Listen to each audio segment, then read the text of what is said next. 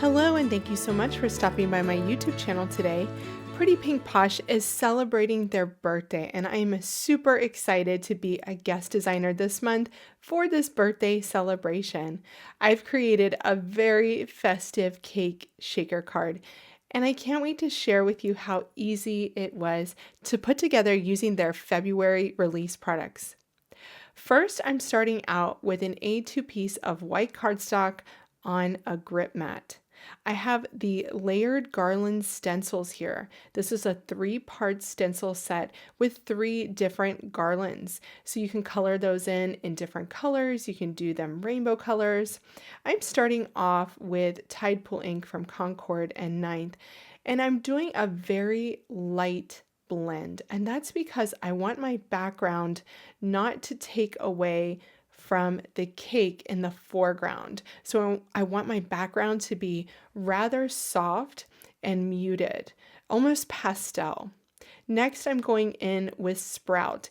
And you'll see later that these colors are inspired by the shaker mix from Pretty Pink Posh that I'm using. Next, I'm using Carnation. This is a really beautiful kind of violet pink ink. And I'm doing the largest garlands here for the last step of the stencil. And for the reveal, look how pretty this background is. It's really soft, but still quite festive. Now that my background is complete, I'm grabbing the cake slice shaker dies. Now this includes a large cake slice, the pieces to cut out the slice, and then some accents like a birthday candle, icing, sprinkles. It's a really fun die set. I'm putting the overall cake die right in the middle of my blended panel. I'm going to add some mint tape from scrapbook.com on there. And before I run that through my die cutting machine, I'm just going to be sure that I have enough space at the top for my candle. Then I'm going to run that through my Spellbinders Platinum 6. Okay, when this comes out, I'm going to carefully remove that mint tape to reveal the opening for my shaker window. Now this is a little bit of a different kind of shaker. We are creating an overall shaker panel. So the entire front panel will be a shaker, and the cake slices will actually be an inlay on that panel. So here are my cake slices, and you can see that I have not cut out the windows just yet. We're going to use this die right here to cut out the windows. And because I want this cake slice to stand up from my background panel, I'm going to cut this 3 times and layer them up so that I have an elevated kind of cake inlay on my window. So I'm going to run this through my Platinum 6 after I put my mint tape on here. And then I can just pull out the middle shaker panels really carefully. So there is our cake slice. And I'm going to do this 2 more times to give me 3 different layers. Now you might be thinking that this is a bit excessive, but I like having that added dimension even on the shaker panel. Next, I'm going to glue my cake layers together. So 3 different cake layers just on top of one another to give me a really nice thick cake slice.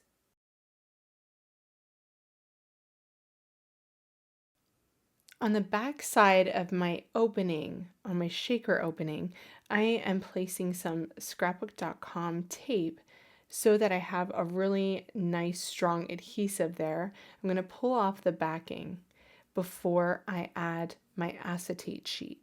Now, this acetate sheet is also from scrapbook.com. I have washed this with Dawn dish soap and dried it with a chamois, and this will help my sequins or my shaker bits not to stick to the acetate.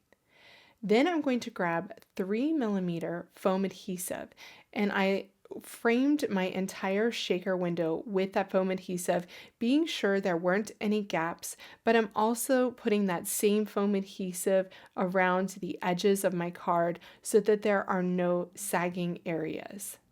I'm going to carefully peel off the backing from my foam adhesive before I place the party time shaker beads in my window. Now, I don't normally place my shaker pieces actually in the window. I will put them on the back panel, but because these balls will just go all over the place, they need to be contained inside of that frame of foam adhesive. If there are any balls that touch the foam adhesive, it's really important to get those off so that you get that nice seal. It's also easier to use a triangular shaped dish to put those in too. But notice here that I put my panel on my grip mat and I've placed it in the center of that A2 framed opening. And that's because I want to put my A2 sized back panel on top so that the front panel is centered. So I'm using those lines on the grid to be sure that front panel is going to be centered on my back panel.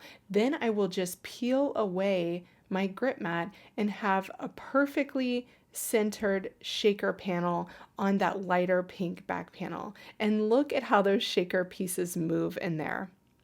Okay, now I'm taking my cake slice die cut and I am gluing that up so that I can place that inside of that shaker opening. So I'm using an inlay technique here to place that cake slice right in there. But because it's 3 layers deep, it is going to stick up a bit proud of the back panel.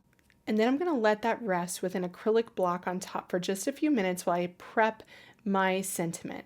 So the sentiment was cut with the Let's Party shadow dies. I love the font on these.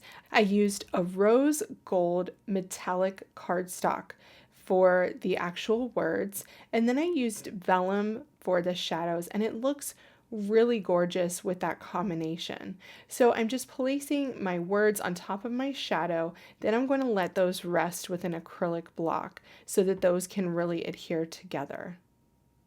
I really love the shine that that rose gold cardstock adds to the sentiment. Now that my cake slice has been properly adhered to that shaker opening, I'm adding the accents. So I have the icing beads. So these are like the little pearls of icing that would go on the edge of the cake. And I'm layering up 2 layers of pink there so that those stand out even further than my cake slice. I'm just adding a little bit of glue pen to the accents on those icing beads. And then I'm going to dip that in some really fine glitter, just so it adds that little tiny bit of sparkle to the icing. I'm going to adhere that on the edge of the cake. And this just adds that nice darker pink, that sparkly accent to the edge of my cake. Next, I'm going to add a rose gold candle. I wanted a metallic candle, and since my sentiment is rose gold, it kind of mimics that on the top of the card. So I'm just placing that with some foam adhesive on the top, some glue on the bottom there. And I also cut out the flame from glitter white cardstock, and I'm just placing that on top with some foam adhesive. There is another little detail that you can add here, and that is at the base of the candle. So kind of like those little plastic things that hold the candles in place on the cake. So I did that out of the same color that I cut my icing from. Now it's time to put my Let's Party sentiment on the card. I love having one part of my sentiment kind of touch over top of that cake shaker, and I just love how that vellum allows you to see through to the shaker pieces. It looks really beautiful. And there you have it. Here is my lovely cake slice shaker. I just love the way that these party time shaker beads move, and I added a few sequins in there, really not for the movement but just for some shine, and I really love the way that this one turned out. Thanks so much for joining me as I shared these gorgeous products from the Pretty Pink Posh February 2025 birthday release. I really loved working with this cake slice shaker die and the amazing Let's Party shadow dies. Really fun products. Be sure to check them out at the links in my video description by hitting that more button. Don't forget to hit the thumbs up, and I'd love for you to subscribe if you're new here. Thanks so much for watching, and happy creating, friends.